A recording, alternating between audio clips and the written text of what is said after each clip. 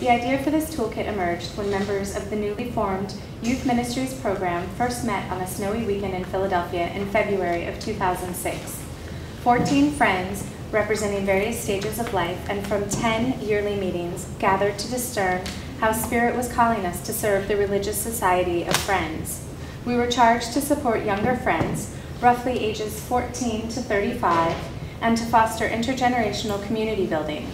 We worshiped together, dreamed possibilities, shared our own experiences, and experimented with new ideas. That Saturday night, we met with a group of young adult friends in Philadelphia who gathered every other week for potluck and worship. In a tiny apartment in Philadelphia, while snow fell outside, we ate pizza and talked about what a truly intergenerational religious society of friends would look like. We have continued the practice of gathering with members of the local meeting or a group of younger friends on the Saturday night of our committee meeting. We worship and discuss how to create vibrant communities in our monthly meetings.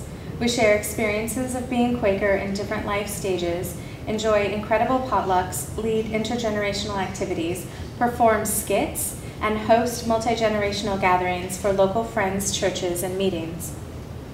In those gatherings, we experience the power of coming together as friends to laugh, play, worship, and talk with one another.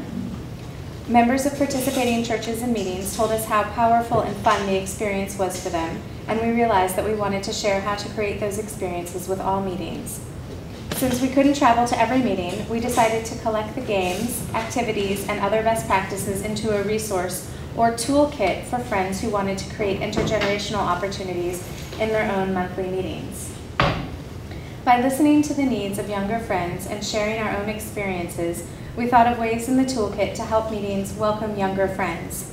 Though the list of how-tos cover the most popular topics, they are not by any means an exhaustive list. Encourage your meeting to meet with younger friends to discover what they are seeking in a spiritual community and what may make them feel more a part of the meeting. If, for instance, the young people in your meeting are isolated from other young Quakers, they may need the support of older friends to facilitate visits to nearby monthly meetings, yearly meeting sessions, or other Quaker gatherings. It is important to support young friends and young adult friends gathering to share their experiences, joys, and challenges particular to their stage of life. As we traveled among friends' meetings, many members expressed the desire to be more welcoming, inclusive, diverse communities. Though we focused on how to create intergenerational community, we realized how important it was to look also at how we create welcoming spaces for all people.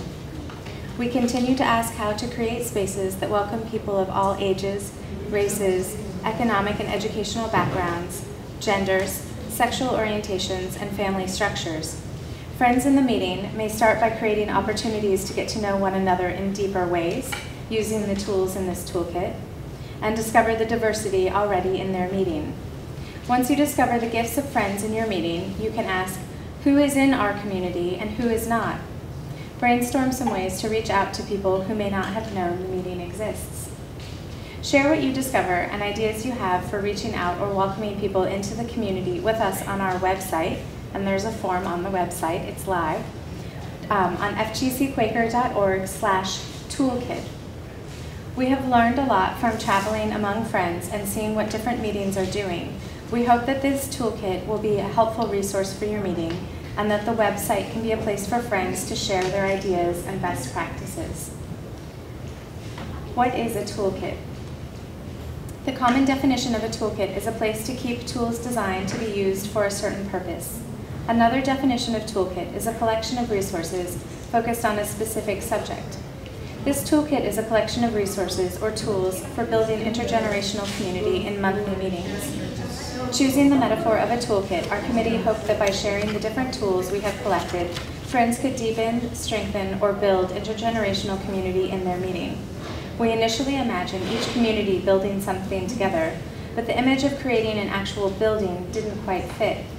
We kept returning to our hope that the tools would help meetings go deeper as a community. We thought of how garden tools help us dig deep in the soil in order to plant seeds. Many of the tools we offer can support friends to share in real, deep ways in hopes that the connections we make will grow. The process of tilling the soil, planting the seeds, and nurturing them as they grow seemed like a fitting metaphor for how to create intergenerational community. So the chapter, or the introduction, goes on to describe a little bit about each of the chapters and to describe different ways in which we may use this toolkit, by starting small, of finding 10 minutes a week to play some of the games in the toolkit, making a bigger commitment, forming a working group, or using the tools to come up with ideas of your own, or even inviting other meetings in your area to a session of activities from the toolkit, or inviting local college students. The how-tos are, I like to call them Quaker facts, frequently asked questions. They're in the toolkit as a section, and they're also on the website as downloadable PDFs that you can download and print, two-sided. And I also have sets of those on the small table with the sign-in sheet at the second set of stairs over there. So the how-tos include how to engage in intergenerational conversations, how to attract and keep families with young children, how to make your meeting more welcoming to young adult friends or adult young friends, how to reach out to local college students, how to start a young adult friends group in your meeting or area, which I wish we had had at my meeting when I started a young adult friends group. So these are very operational, useful things. How to plan an intergenerational event, how to include high schoolers in the meeting, how to include younger friends on committees, how to stay in touch with teens from your meeting after they graduate from high school, how Quaker traditions may be helpful to young friends, and how intergenerational activities build community, and how youth and young adults are vital to the religious society of friends. Hi, welcome, come on in. And the final thoughts for the introduction of the book are, we hope this toolkit helps your meeting engage in deep listening to God, to each other, and to those who feel their voices have been ignored. We try to create spaces in which older and younger friends feel empowered to communicate freely and openly with one another, to worship together, to build spiritual community together. We hope that this toolkit will help your meeting listen deeply to one another and to your experiences of the divine. We hope that it will help you to talk, play, serve, worship, and form relationships that last a lifetime. Thank you. So that's from the introduction to the toolkit. And now I want to tell you just briefly what activities I've been doing to promote the use of the toolkit.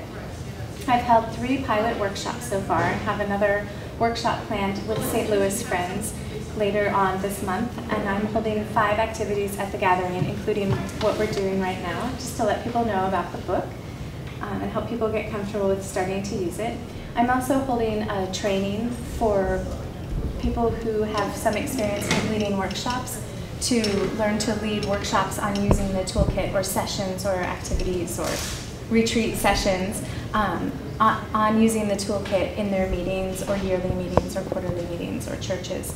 So I've had 6 participants, at the training session that I had yesterday here at the gathering, and I have about 15 people signed up for a distance training by phone, which I'll be scheduling as soon as the gathering is over.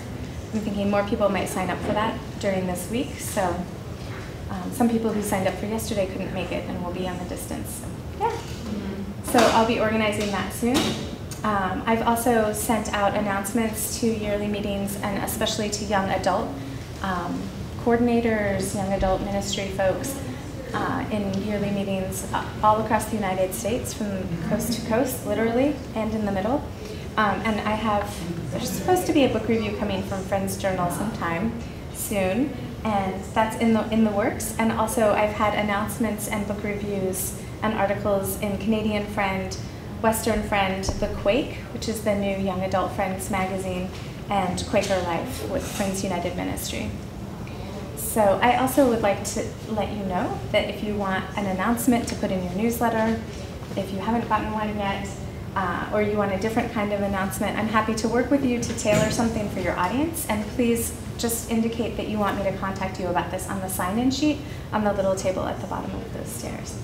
So those are the logistical things. So, and also please feel free to take a set of the how-tos that I printed out that I read all the titles of. I have sets of those printed in color on nice paper for you to take back to your meetings. And I put them all on the table so I don't have one here.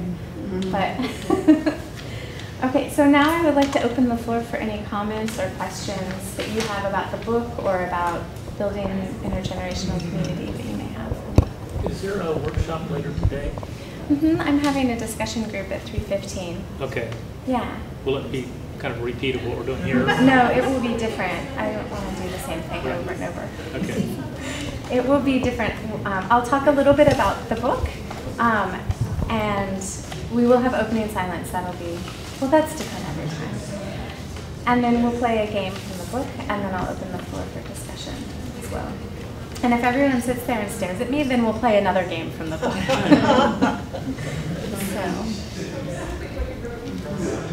So it's planned to be a different format. So can you just do an overview of how you integrate the high school youth into the meeting? Because that was one of the topics.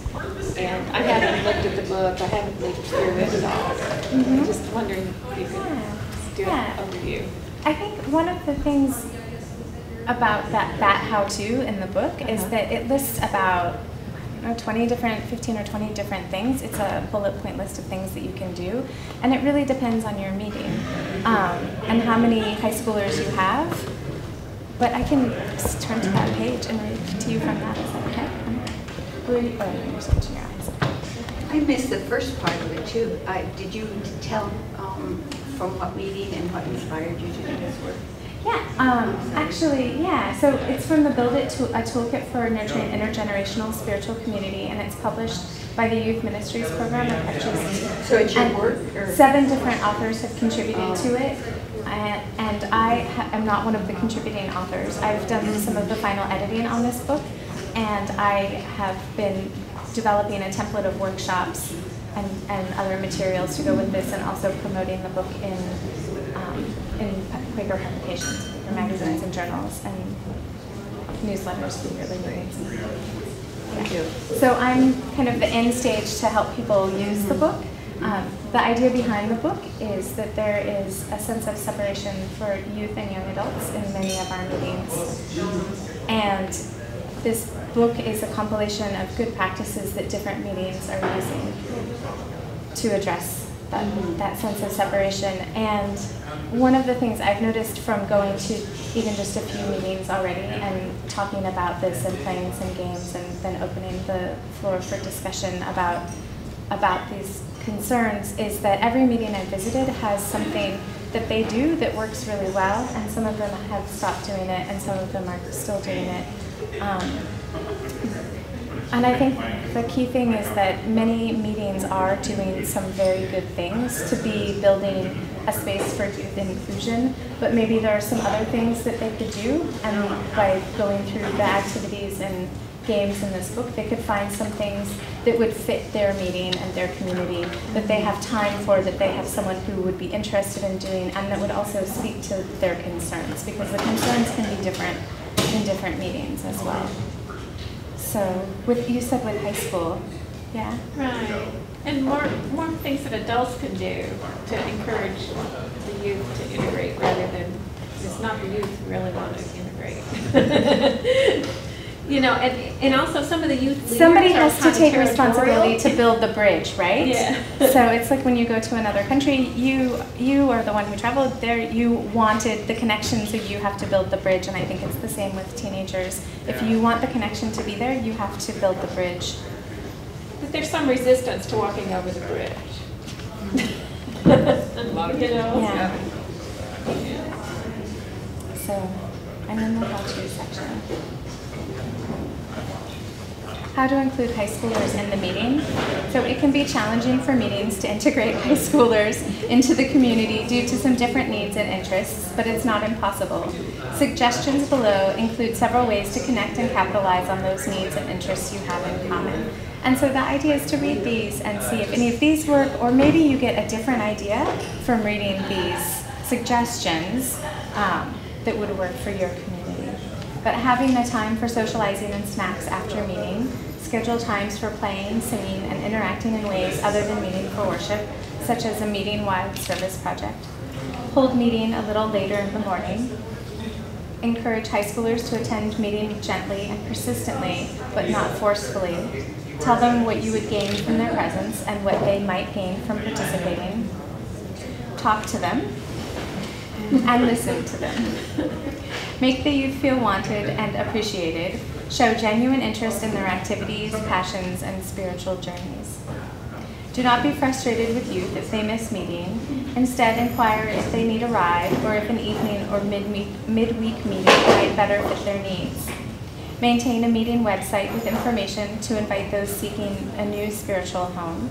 So that's more outreach-oriented instead of sort of in-reach with your already attending or semi-attending high schoolers. Include high schoolers in the meeting's outreach efforts and other meaningful tasks. Seek out their opinions and suggestions and act on them. Have some younger friends on committees. Pay attention to their gifts and encourage their participation by naming those gifts to them as well as nominating committee.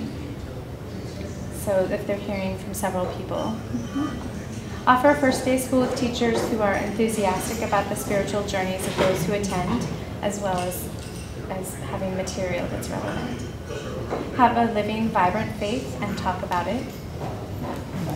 That one is such a tricky one. It's not a 1, 2, 3, but it's very, very true. Be welcoming, introduce yourself to newcomers, and learn the names of youth and others in your meeting. Consider inviting young friends to a dinner or an outing. Encourage the young adults in your meeting to consider membership. And the other things that I've heard that are not in the book, that I've heard from workshops and presentations I've already given, are having a secret friend throughout the month of February, where an adult and a young member, a child or teen, are paired anonymously. So someone has to organize this, and the adult gives things anonymously to the child, and the child gives things anonymously to an adult. They don't have to be the same, can be crossed. But people don't know from whom they are receiving gifts. And they receive a note, a trinket, a small candy. It doesn't have to be elaborate. It should be simple, but thoughtful. And it forces people to ask around, what do they like? What are they interested in? And at the end, when it's revealed, people have a basis then for a friendship afterwards. And they may not take up the friendship, or they may. That's from Pittsburgh Friends Meeting. Athens Friends Meeting in Athens, Ohio does an activity in the month of December where they, an adult and under 18 pair and go do something fun together at least once in the month of December. They go to a movie, they go to an art gallery, they make dinner together, but they do something fun together. It's very loose, and the two people sit down and say, what do we have in common that would be fun for us to do, that's accessible for us? Maybe a weekend in New York City, not so much. But they find something realistic, mutually enjoyable, and they go do that, and that way they get to know each other a little bit. So those are two other things that I've heard about. And friendly aids has been suggested a lot as well. I was actually part of the development of this book, so that I'm Robin Greener. Hi, I have a book for you. Yes. And one of the things I would suggest with like a list like that, bulleted list, I mean, some of those things they're short, but there's a lot there, you know, to name gifts, understand, listen to, you know, discern what a youth's gift is, and find ways to name that both to themselves and other people. That's lifting up gifts. That's a huge piece. I mean, it's just one in a list, but I would encourage, for instance, meetings to take a list like that and then really sit with it and say, okay, how is it that we might actually actualize that piece? You know, how is it that something as simple as get to know them, listen, and talk to them? That's huge. It's huge. And what is it? What are the ways that we're not listening, or we could listen more deeply, or we could create situations so there's real communication, and that, in a sense, those are this level, and then the meeting needs to say, in our situation, this many youths, this is who they are, this is who we are as older folks, you know, what are the ways that we could start kind of speaking to those deeper pieces? So, I mean, it's not like you just check off. Yeah, no, they're not checklists. And I think even a lot of these, from having, when I do workshops, I talk about a little bit about the background of the book and then we play some of the games and activities, and then we have time to discuss on what that meeting would like to do from what they've gotten a sense of with this book in moving forward, how they want to, like kind of the action item time, and then maybe some worship sharing after that. And people come up with really different things that weren't in the book, but they maybe wouldn't have thought of if they hadn't gone through the book and done some activities. Are there, like that, the idea of naming gifts, is that an exercise in the book? Yeah, naming gifts is in the book. And that's one of the pieces, is that if you're not naming the gifts of high school students in your meeting, you're probably not doing that for any of your meeting members. So ways that you, thinking about your meeting as creating a welcoming home for everybody, that means including everybody. So if there are things that if your high school students don't feel included, there's probably a larger group that's not experiencing that. So some of the tools in here will be helpful to you creating an overall welcoming community. One of the things I did as preparation for the work that I've been doing with this toolkit is I read a pamphlet by Christina Van Regenmorter on coming into friendship as a gift. And she talks about, it's not that young people want their iPods and things, it's that if they, and TV and all this, consumer nonsense, it's that when they walk into a meeting and they don't feel a living, vibrant faith, they don't plug in, they don't connect, because that's why they're coming. That's why they're leaving whatever they were doing Saturday night early to get some sleep so they can get up and come to a new place where they don't know anyone, because they're really having a yearning. And if that's not being met in some way that they can discern on a first visit when they're new, if they're not seeing indications of that. And that was really striking to me as a lens for looking at this work. And I'm just saying what you said, Eric. Exactly. That's one of the things we kept finding as the youth ministry program was working on this ministry, was when you really got down to it, we were all wanting the same kind of thing. We were wanting deep, authentic connections, sharing spiritual journeys, a vibrant faith. We were wanting the same things at all ages. There were particular disconnects amongst the generations sometimes, but those disconnects were within a generation also. So that part of a lot of these activities are not just about crossing the generation, but how can we all find ways to more deeply connect with one another. I'm so glad you made it. When you lifted up sharing our stories in a couple of yearly meetings a few years ago, the youth lifted up, we want you to tell us your stories. You're not talking about your spiritual journeys, to the older friends there. And I think that friends across the country are now starting to realize, we actually don't share our spiritual journeys with each other. We don't talk about where the Spirit meets us, what is most meaningful for us, why we come here. And some of that is in the games and activities in this book. A lot of them can be lighter, but can also go deeper. And that's something as friends feel more comfortable with each other and start to go more of a serious path together, they can take some of these games and activities can be everyone who's wearing blue, get up and change seats, and everyone who's wearing sandals and can see your toes, but it can be everyone who's had a spiritual crisis, everyone who has felt very moved in meeting for worship here in our meeting. It can be much deeper things, even with these light games of getting up and changing seats. And there are other activities that create automatically a bit of a deeper forum. Sometimes the activities are just an excuse to share things that are a little hard to share otherwise. Ironically, if you're doing it in the context of switching seats, it might be easier to say, well, actually, I am someone who has felt marginalized in our meeting, where that might be hard to just share, but if you say, anybody who's ever felt not marginalized here, stand up, then all of a sudden gives you permission to share some of those things. So, and that's a negative one, but both are important. And so it's the game format just allows us sometimes to go places that maybe a worship sharing or after worship conversation is harder to. Yeah, and after worship, people are diving for the coffee and cookies and catching up with their committee meeting friends to talk about some committee business or whatever.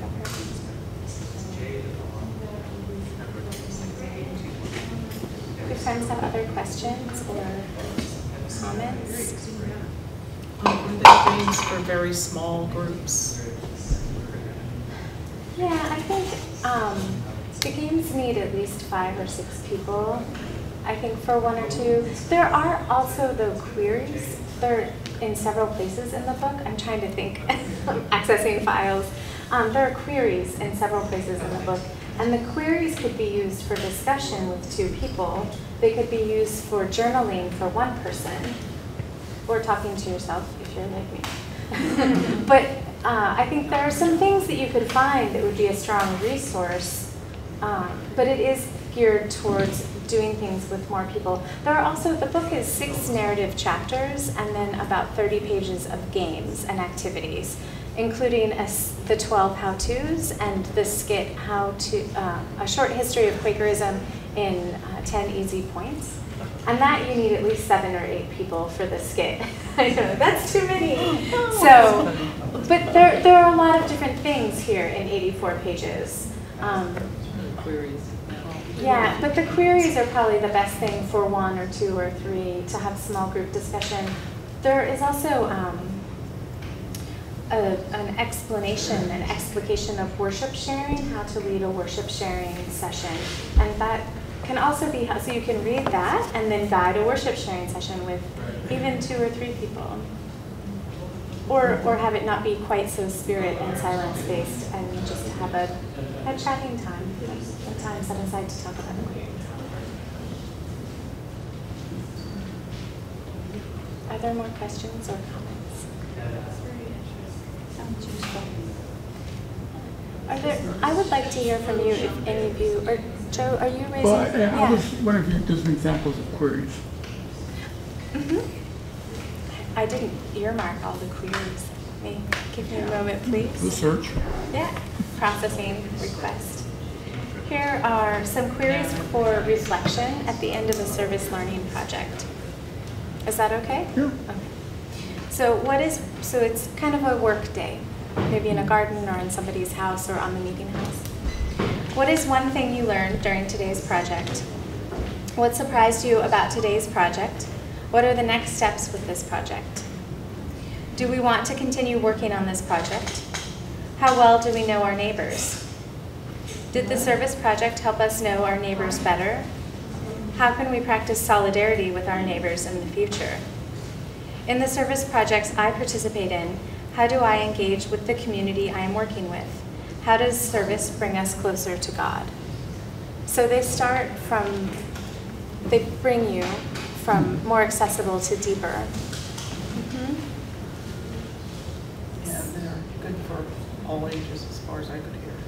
Yeah, they are. I think what I've heard from talking to people on the committee who created this book is that there can be 6-year-olds who contribute very powerfully to the activities and discussions, and there can be full-blown grown-ups who aren't as constructive sometimes. And so it really depends, and I have not given anyone in leading the workshops and promoting them for the different meetings that I've led them in, or helping to plan them. I don't give a lower age limit. I say it's parents' discretion, but it's 4 hours of mostly sitting and talking with some movement. I try to have movement throughout a little bit, but if you had to say like the dominant activity, it's sitting and talking. And so if you have a child who could be engaged in that, if it's very engaging, sitting and talking with some movement, then that's the lower age limit. But otherwise, in someone who's not verbal yet, it would maybe be boring unless it's because they have a disability, and then they might really enjoy sitting in and listening and communicating as they can. So. Just as Judy was saying, the games can really be, or the activities can really be tailored to the audience, and we've done more or less the same activity with, audiences that have 5 and 6 and 7-year-olds, and then you can still get spiritual questions, but they're very straightforward, and all the way up to any age, and so you can tailor it somewhat. But one of the things we're continually surprised with is not all kids, and I'm saying in the kind of 6 to 12 range, are interested in this, but it's amazing to me how often kids in that range would be really interested to hear an adult stand up and say, this is what I believe about God. they actually were interested in hearing that. We tend to think, well, they don't want to hear, this is what I believe about prayer. But they're interested, and if they have a chance to stand up and say what they believe about God in one sentence, that it's amazing how frequently kids that age even will engage. Not all, but there's the game part moves it along, but the content also It's engaging. Yeah, so I've always left it for parents to determine. I have to say that my personal experience having teen group was that the only thing we really have to do to get teens to talk is create a space and shut up. And that's the biggest thing that teen leaders don't do. I don't know if it's in there. There's, in one of the how-tos, how to have an intergenerational conversation, it points out that neither one age or the other, neither older nor younger, if you're intergenerational, should be either the talker or the listener. And I think many people have experienced someone is sort of, you're younger, so people are kind of interviewing you and, oh, my life's boring, it's stable, so I just want to hear about you and what's all the changes in your life because you're younger. And at the same time, or not at the same time, in different contexts, the older person wanting to be the one who talks because they have life experience, they know how things are, and the younger one should just listen. And either way, it's unfair and almost exploitative at times. Like, I'm not here to entertain you with my stories of my crazy life because I'm in my 30s. I want to hear how your life is too, and maybe then we'll find out that we both have cats or whatever it is. But some common basis, or we both love writing or whatever, but some common basis can be had, but the conversation has to be two ways. Yeah, and I think that adds to what you were saying. Yeah. Shut And up. when you're talking about, well, I was running a teen group, so my thing was empowering the teens to realize that they had opinions and that they were valuable opinions and they were entitled to them. So it was really important for me not to get in the way of telling them what to think, because I wasn't interested in telling them what to think. I was interested in. But I think you're right as far as like the intergenerational is like some of the time you want stories from everybody, and it's just needing to just be aware that the teens have grown up in the school system, and in the school system, their job is to shut up. And you have to unlearn them, that they are in the presence of adults and it's okay for them to talk. And that it's safe. Yeah, and that it's safe. They won't get And be laughed at. scoffed at or told that they're wrong, how they're wrong. And Joe, you had something else too? Well, I was wondering if starting with 6 to 12-year-olds creates a habit of intergenerational discussion that may make that easier for kids when they become teenagers. And maybe it's a skill, an adult person's skill, it's easier to learn at a younger age. Well, I think the more ties you have to people of different ages in your meeting at any point in your life, the more you'll carry those ties through. And it becomes not about intergenerational, but about individual people. It's that, John from my meeting always asked how I was and always listened, and then he said how he was, and it from when I was 6, and so we always talked to each other because we always did.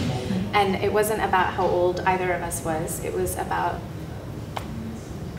and it, it often is the adults that need to build that bridge over and maintain it and keep walking on it no matter how hard it is. I appreciated that.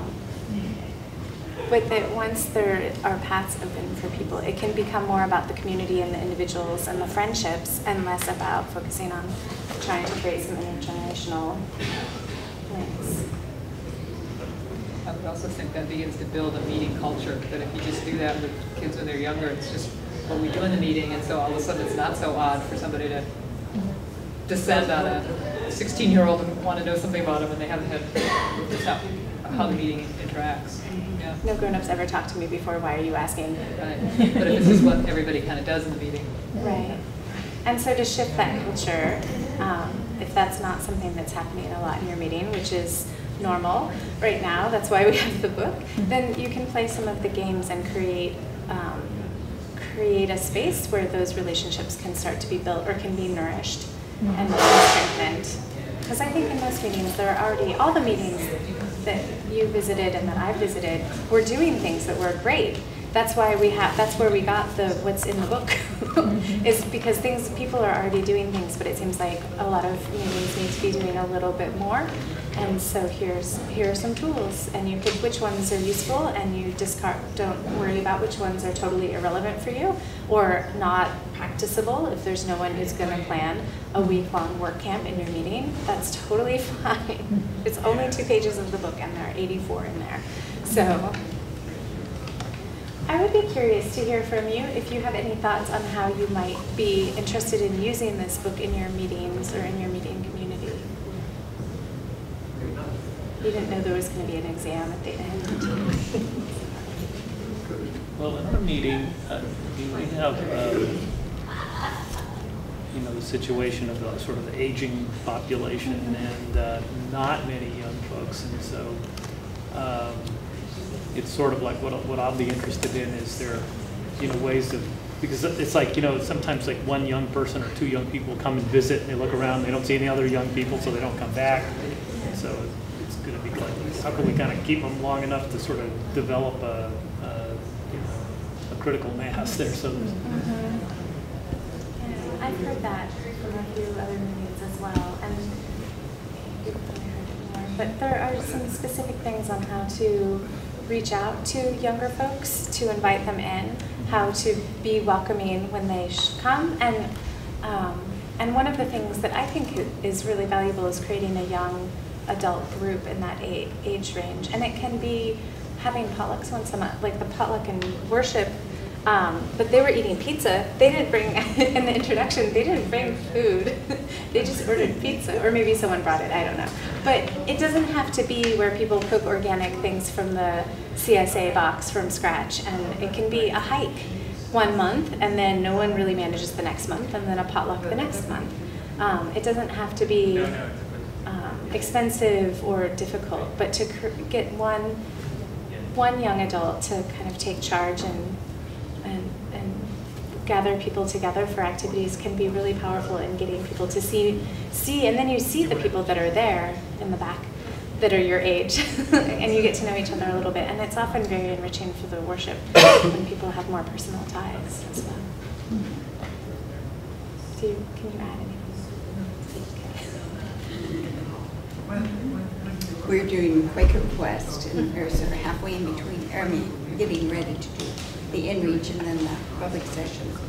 But in August 21st, we're having a threshing session on these particular kinds of needs. So I'll take this along and share with them and see what kind of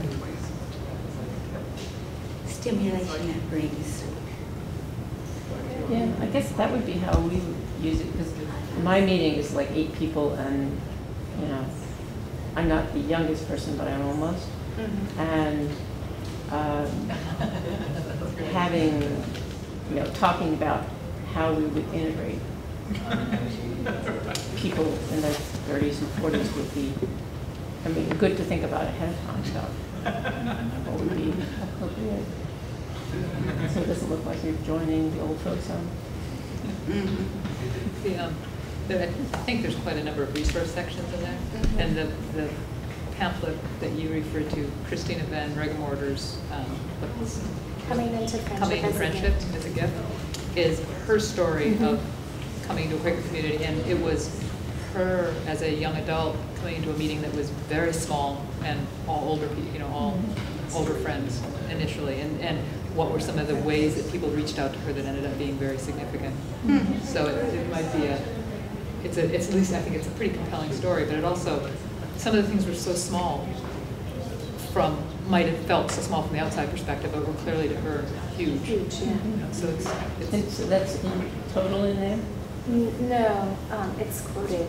But I bet it's referenced. Yeah, it's referenced, but also one of the, I think 2 of the books have suggested resources for noticing, naming, and nurturing spiritual gifts. There are 2 websites and 4 books or pamphlets, and they're listed, the title and the author, so that you can find them from Quaker Books, which is suggested, but you can also find them in your meeting library, so you don't have to buy them. Maybe you already have them.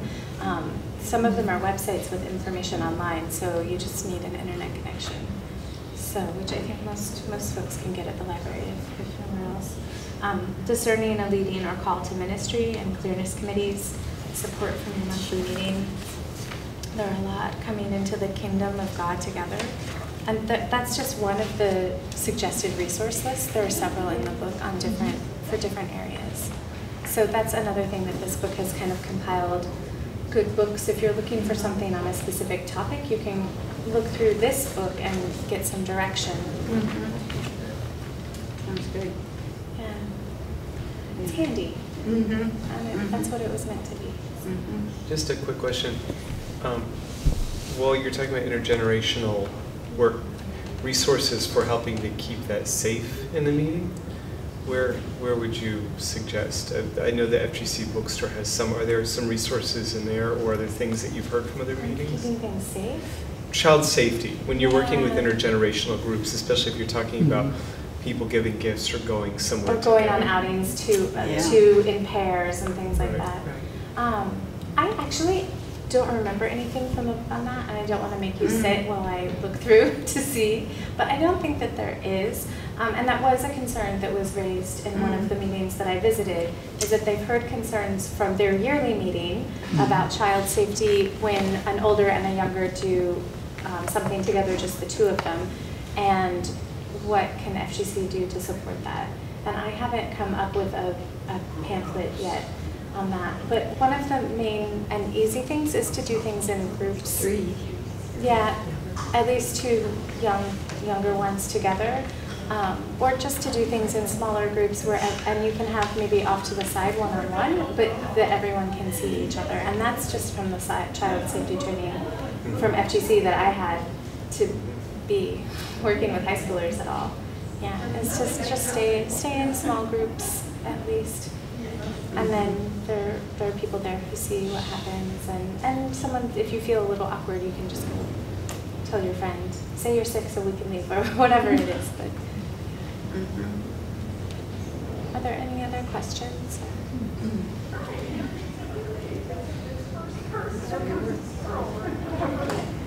So can we have a moment of silence to close?